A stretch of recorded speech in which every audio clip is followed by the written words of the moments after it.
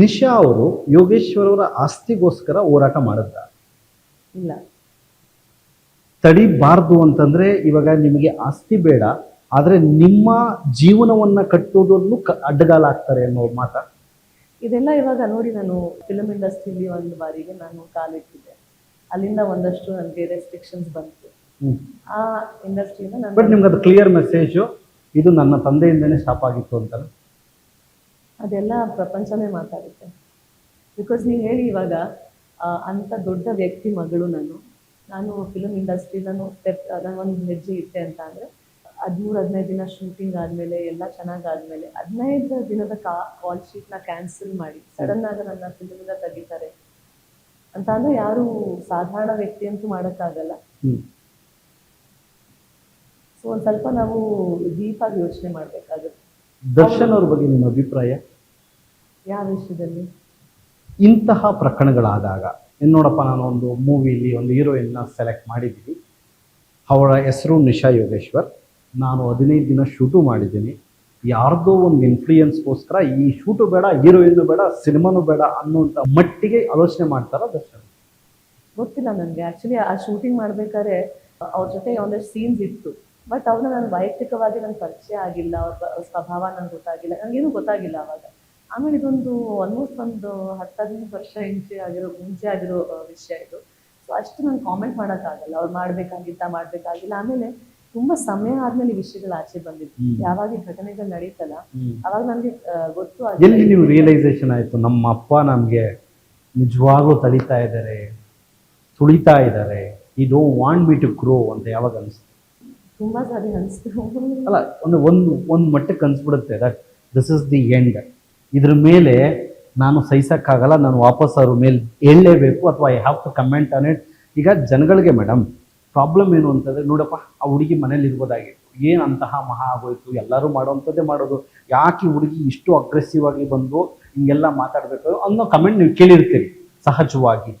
ಅಂಥವ್ರಿಗೆ ಉತ್ತರ ಹೇಳಬೇಕು ಅಂದರೆ ದಿಸ್ ಆನ್ಸರ್ ವ್ಯಾಲಿಡ್ ಅನ್ಸುತ್ತೆ. ನೀವು ಕೇಳ್ತಿರೋ ಪ್ರಶ್ನೆ ಕರೆಕ್ಟ್ ಆಗಿದೆ. ಎಲ್ಲರೂ ಹೇಳ್ತಾರೆ, ನೀವೇನು ಪಬ್ಲಿಕಲ್ಲಿ ಮಾತಾಡ್ತಾ ಇದ್ದೀರಾ, ಏನಿದು ಮನೆ ವಿಷಯ, ನಿಮ್ಮ ಮನೆಯಲ್ಲೇ ನೀವು ಅಲ್ಲೇ ಸಾಲ್ವ್ ಮಾಡ್ಕೊಳ್ತಾ ಇಲ್ಲ, ಅಲ್ಲೇ ಪರಿಹಾರ ಕಂಡಿಟ್ಕೊಳ್ಳಿ, ಕೂತ್ಕೊಂಡು ಮಾತಾಡಿ ಅಂತ.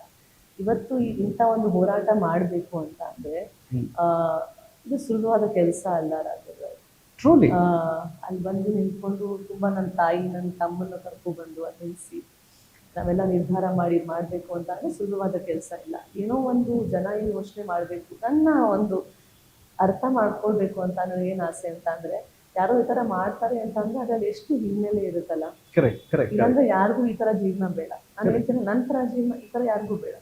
ಎಲ್ಲ ಇದ್ದು ಏನೋ ಇಲ್ಲದೆ ಇರೋ ಜೀವನ, ಸಣ್ಣ ಸಣ್ಣ ಒಂದು ಹೆಜ್ಜೆ ಇಡಬೇಕು ಅನ್ನೋದು ಹೋರಾಟ. ನೀನು ಹೇಳಿದ್ರಲ್ಲ, ಇವಾಗ ಚಿಕ್ಕವಳಿದ್ದಾಗ ನಾನು US ಹೋದೆ. US ಹೋಗಿದ್ದ ಕಾರಣ ನಾನು ಓದೋಕ್ಕೆ ಇವತ್ತು ಹೇಳ್ತೀನಿ, ಇಲ್ಲಿರೋ ಒಂದು ವಾತಾವರಣ ಐತಲ್ಲ ಅದು ಸಹಿಸ್ಕೊಳಕ್ ಆಗ್ತಾ ಇಲ್ಲ. ಅದಕ್ಕೆ ಜಗಳ ಮಾಡಿ ನಾನು ಇಲ್ಲಿಂದ ಬೇಡ ಅಂತ ಆಚೆ ಹೋದೆ. ನನಗೆ ಒಂದಷ್ಟು ನನ್ನ ಬೆಲೆ ಸಿಗುತ್ತೇನೋ ಅಂತ ಹೋದೆ. ಆ ಬೆಲೆ ನಂಗೆ ಸಿಕ್ಕಿಲ್ಲ. ಅಲ್ಲಿ ನಾನು ತುಂಬಾ ದುಃಖದಲ್ಲೇ ಇದ್ದೆ. ಆ ನಂತರ ನನಗೆ ನನ್ನ ಎಜುಕೇಶನ್ ಮುಗ್ಸಕ್ಕೂ ಅವಕಾಶ ಆಗಿಲ್ಲ. ಅದರಲ್ಲೂ ಒಂದಷ್ಟು ಅಡೆತಡೆಗಳ ನಡೀತು. ನಂತರ ಇಲ್ಲಿ ಬಂದು ಮುಗಿಸ್ಬೇಕಾಯ್ತು. ಅದಾದ್ಮೇಲೆ MBA ಓದೋಣ ಅನ್ಕೊಂಡೆ, ಅದಕ್ಕೂ ಅವಕಾಶಗಳು ಸಿಕ್ಕಿಲ್ಲ. ಅದಾದ್ಮೇಲೆ ಇನ್ನೊಂದಷ್ಟು ಆಮೇಲೆ ಫಿಲ್ಮ್ ಮಾಡೋಣ ಅನ್ಕೊಂಡೆ, ಅದನ್ನೂ ಒಂದು 15 ದಿನ ಮಾಡಿ ಆಚೆ ಬಂದೆ. ಅದಾದ್ಮೇಲೆ ಕರ್ನಾಟಕದಲ್ಲಿ ಇಲ್ಲಿ ಯಾರು ಬೇರೆಯವರು ಮುಂದೆ ಬಂದಿಲ್ಲ. ನೀವು ಹೇಳಿ, ಇವಾಗ ಒಂದು ದೊಡ್ಡ ಫಿಲ್ಮ್ ಬಂದ್ರೆ ಇನ್ನಷ್ಟು ಅವಕಾಶಗಳು ಬರುತ್ತೆ ಸಹಜ. ನನಗೆ ಯಾವ ಒಂದು ಬೇರೆ ಅವಕಾಶಗಳು ಬಂದಿಲ್ಲ. ಅದಕ್ಕೂ ಒಂದ್ ಸ್ವಲ್ಪ ಬಹುಶಃ ಜನ ಎದುರುಕೊಂಡ್ರು. ಅದಾದ ನಂತರ ಒಂದಷ್ಟು ಬಿಸ್ನೆಸ್ಗಳ ಪ್ರಯತ್ನ ಮಾಡಬೇಕು. ಎಲ್ಲಾ ಕಡೆ ಏನಂತಾರೆ ಅಂತ ಅಂದ್ರೆ, ನೀವಷ್ಟು ದೊಡ್ಡ ನಾವಾಗ ಯಾರೋ ದೊಡ್ಡ ವ್ಯಕ್ತಿ ಮಗಳು ಕೆಲಸ ಮಾಡ್ಬೇಕು ಅಂದಾಗ ಸಹಜವಾಗಿ ನೀವೇನ್ ಬಂಡವಾಳ ಹಾಕ್ತೀರಾ, ಇಲ್ಲ ನಿಮ್ ಹಿಂದೆ ನಿಮ್ ತಂದೆ ಇದ್ದಾರೆ, ನಮ್ಮ ಹತ್ರ ಏನಕ್ಕೆ ಬರ್ತೀರಾ ಅಂತ ಒಂದು ಪ್ರಶ್ನೆ ಇರುತ್ತೆ. ಅಷ್ಟು ನಾವು ಇವತ್ತು ಅನ್ಕೊಂತೀವಲ್ಲ, ಬರೀ ದುಡ್ಡು ಇಲ್ದೇ ಇರೋರಿಗೆ ಕಷ್ಟ ಅಂತ ಇಲ್ಲ. ದುಡ್ಡಿದ್ದು ನಿಮಗೆ ಮನೇಲಿ ಬೆಂಬಲ ಇಲ್ಲದೆ ಹೋದ್ರೆ, ನಿಮ್ಮ ಮನಸ್ಸನ್ನ ನಿಮ್ಮ ಟ್ಯಾಲೆಂಟ್ನ ಅರ್ಥ ಮಾಡ್ಕೊಳ್ದೆ ಹೋದ್ರೆ, ಇನ್ನ ಮುಂದುವರಿಸದೆ ಹೋದ್ರೆ ಕಷ್ಟ ಇದೆ. ಎಲ್ಲಿ ಹೋಗ್ತಾರೆ ಹೇಳಿ? ಬಿಕಾಸ್ ಎಲ್ಲ ಜನಕ್ಕೆ ಏನಂತ ಅನ್ಸುತ್ತೆ ಅಂದ್ರೆ, ನಿಮ್ಗೆಲ್ಲ ಇದೆ, ಆಮೇಲೆ ನಾವು ಹಾಗೆ ನಡ್ಕೊಳ್ತಾ ಇರ್ತೀವಿ, ಬಿಕಾಸ್ ನಾವು ಬಿಟ್ಕೊಡಕ್ ಆಗಲ್ಲ. ಜನ ಹೇಳ್ತಾರೆ, ನೀವು ಬಿಟ್ಕೊಟ್ಬಿಟ್ರ ನಿಮ್ಮ ಮನೇಲೆಲ್ಲಾರು? ಬಿಟ್ಕೊಡಕ್ಕೂ ಆಗಲ್ಲ. ಬಿಟ್ಟು ಆಚೆ ಬಂದು ಮಾತಾಡಿದ್ರೆ ಅದನ್ನೂ ನಂಬಲ್ಲ ಅಂತ ಒಂದು ಇಕ್ಕಟ್ಟಿನ ಪರಿಸ್ಥಿತಿ. ಮೊದಲಾಗಿ ನಾನು ಬಂದಾಗ ಮಾತಾಡಿದ್ದಾಗ 2 ವರ್ಷ ಆಯ್ತು. ಅವಾಗ ಜನಕ್ಕೆ ತುಂಬಾ ಪ್ರಶ್ನೆಗಳಿತ್ತು. ಯಾಕಂದ್ರೆ ಅಷ್ಟು ವರ್ಷ ನಾನು ಒಂದು ರೀತಿಯಲ್ಲಿ ನಡ್ಕೊ ಬಂದಿದ್ದೆ. ನಾನು ಏನ್ ವಿಷಯಗಳಿದ್ರು ನಡ್ಕೊಂಡು ನಾನು ಆಚೆ ಮಾತಾಡಿಲ್ಲ. ನೀವು ಹೇಳಿದ್ರಲ್ಲ ಜನದ ಪ್ರಶ್ನೆ, ಏನಕ್ಕೆ ಮನೇಲಿ ನೀವು ಮಾತಾಡ್ತಾ ಇಲ್ಲ, ಮನೇಲಿ ನೀವು ಸರಿಪಡಿಸ್ಕೊಳ್ಳಿ ಅಂತ.